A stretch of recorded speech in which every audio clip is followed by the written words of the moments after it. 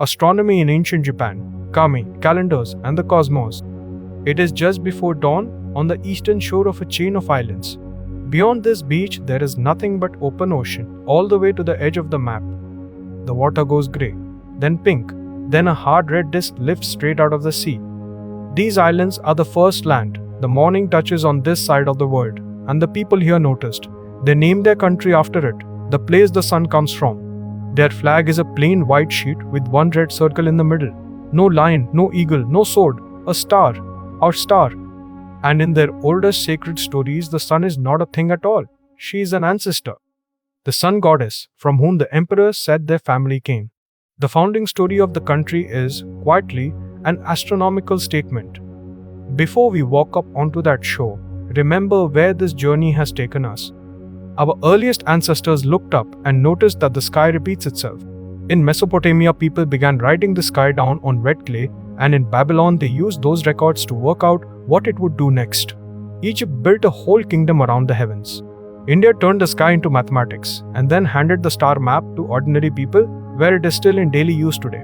China kept watch on the heavens for thousands of years without letting the watch stop.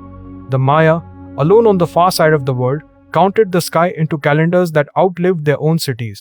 Greece built the sky as a machine of turning spheres, then went outside and measured it. Persia gathered all of it into one royal book of tables. Sailors crossed the largest ocean on earth with their sky held inside their heads. Builders in Europe set their calendar into standing stones. And last time, a whole continent kept its star knowledge alive in the human voice. Every one of those peoples made something. They invented, or measured, or sang, or carved. Tonight is different. Tonight is about a people who, at the start, did none of that. They looked across the sea at a neighbor who already had a magnificent astronomy, and instead of building their own, they asked for a copy. They imported the whole thing. The calendar, the star names, the hours of the day, the record keeping, and the government office that ran all of it, in one piece. And then, they did the thing almost nobody does. They kept it, carefully, correctly, for about 1,000 years. This is the story of the careful custodian. And it asks an uncomfortable question. What if one of the wisest things you can do with the sky is borrow it, and then never let it break? Start with what was already there. The old religion of these islands is called Shinto. It has no founder, no holy book, no list of rules. What it has is kami. Kami are the presences people felt inside great things. A waterfall, an old tree, a mountain, a storm. Not gods on thrones above the world, more like the world being awake. And the biggest things in the sky are the biggest kami of all. The sun goddess is the brightest.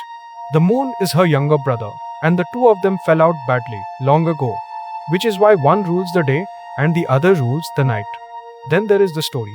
Every Japanese child knows. The sun goddess is insulted by her wild storm brother, and she has finally had enough. She walks into a cave and pulls a boulder across the door.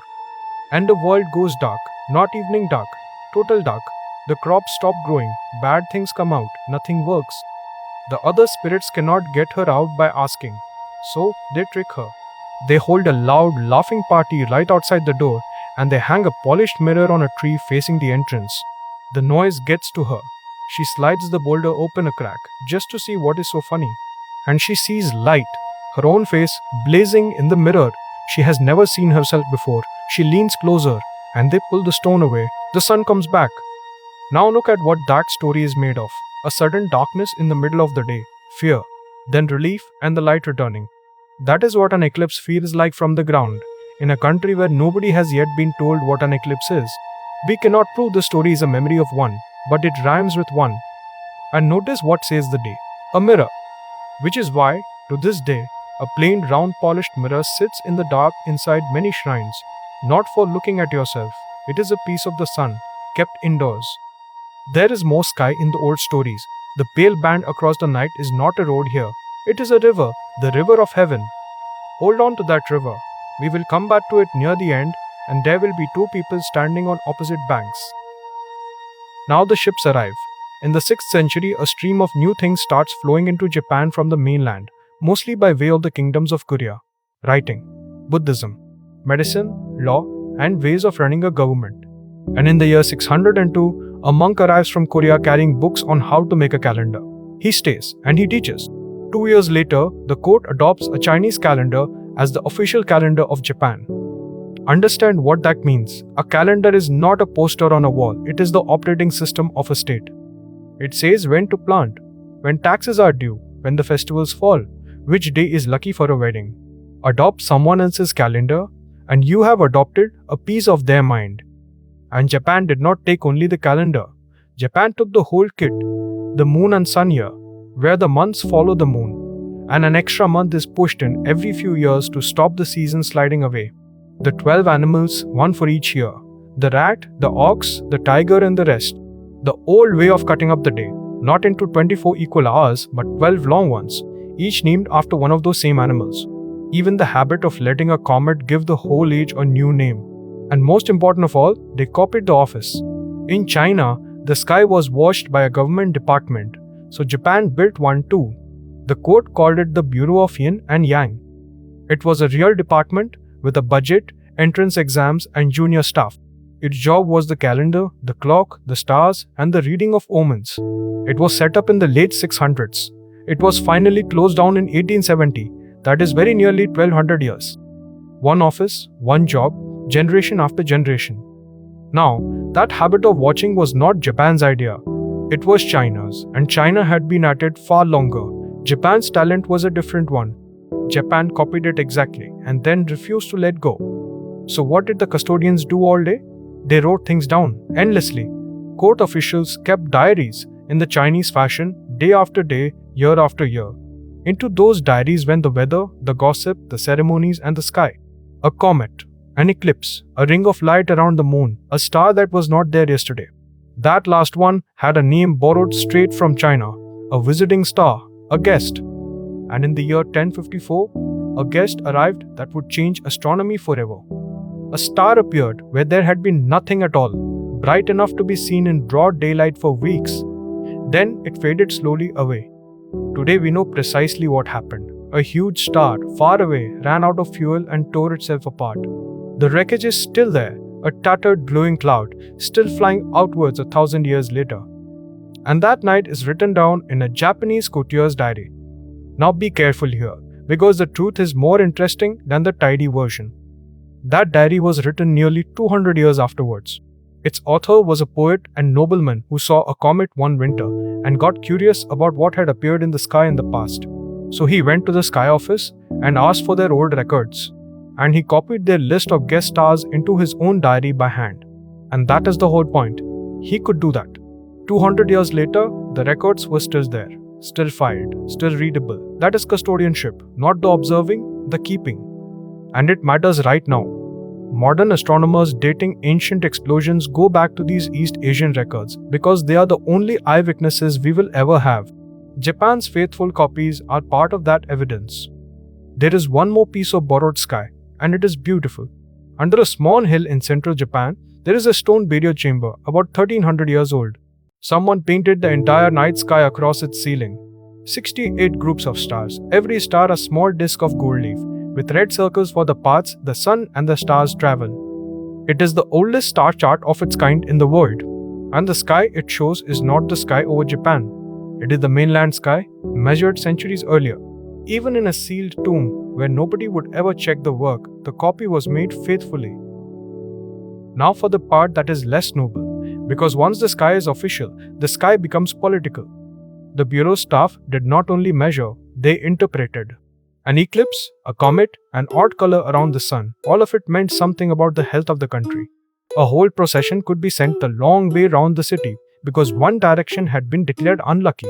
That gave the court star readers real power and real enemies. The greatest of them became a legend, a master of the bureau in the 10th century, so good at the work that folklore turned him into a magician, commanding spirits and defeating rival sorcerers. Strip the magic off, and underneath you find a civil servant who was exceptionally good at calendars. That is how much the sky mattered here. The best calendar man of his century became a superhero. Now, the river. Go outside on a clear summer night and look straight up. You will find two very bright stars, one on each side of that pale band of light. The story came from China. A weaving girl and a cowherd fell in love and neglected their work so badly that they were separated, one on each bank of the river of heaven. They are allowed to meet on one night a year. Japan borrowed that festival in the 8th century and then made it entirely its own. It is called Tanabata, the Star Festival, and it is still one of the best loved nights of the year. Whole streets are hung with enormous colored paper streamers. People write a wish on a small strip of paper and tie it to a branch of bamboo. Adults wish about their exams, their families, their work. And if it rains that night, the story says the river runs too high, the two of them cannot cross, and everybody waits another year. Look at what has happened there. A tale imported from a neighbor, about 2 stars, has turned into one of the most Japanese nights on the calendar. That is the custodian's real gift, not simply keeping the borrowed things safe, making it beloved. But there is a bill to pay for being this careful, and eventually it came due. Any calendar built on the moon and the sun slowly goes wrong. The real numbers are not neat, and tiny errors pile up. China knew this, and China kept rebuilding its calendar again and again. Japan did not. Japan took one Chinese calendar in the 9th century and then simply carried on using it for 800 years. By the 1600s, it was about 2 days out. The official new moon was not the new moon. Eclipses did not turn up on the day the calendar promised. So why not import a newer Chinese one? Partly habit, and partly because the office that owned the calendar had become a hereditary family job.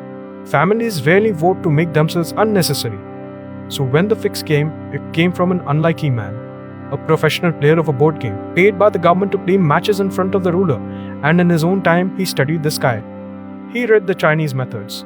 He read the new numbers arriving through the ports from further west, and then he did the thing nobody had done. He went outside and made his own observations.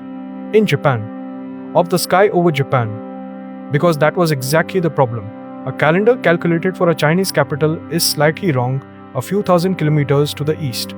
The sun does not arrive at the same moment. His first attempt was rejected. He had made an error, admitted it, measured again, and submitted it again.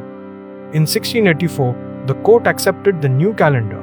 The following year, Japan began using a calendar made in Japan from Japanese measurements for the first time in its history. The first reform in more than 800 years. And there is something quietly moving about the shape of it. No revolution, no burning of the old books. Just a student, after 1,000 years of careful copying, gently correcting the teacher and getting it right. So what did Japan add to our long story? Every civilization we have visited had its own invention. Japan's contribution is the least glamorous of them, and one of the most useful. Japan is the proof that custody is a skill. Anyone can borrow an idea. Almost nobody can hold one steady for 1,000 years, hand it on undamaged, and still make it feel like their own. They took a foreign calendar and wrapped it inside their own sacred meaning. A foreign festival became a night of bamboo and paper wishes. A foreign office became a 1200-year institution. And the foreign habit of writing down guest stars ended up in a Japanese poet's notebook, waiting for astronomers who would not be born for another 700 years. Humility, done properly, turns out to be a kind of mastery. Next time we go to the far cold end of the same world.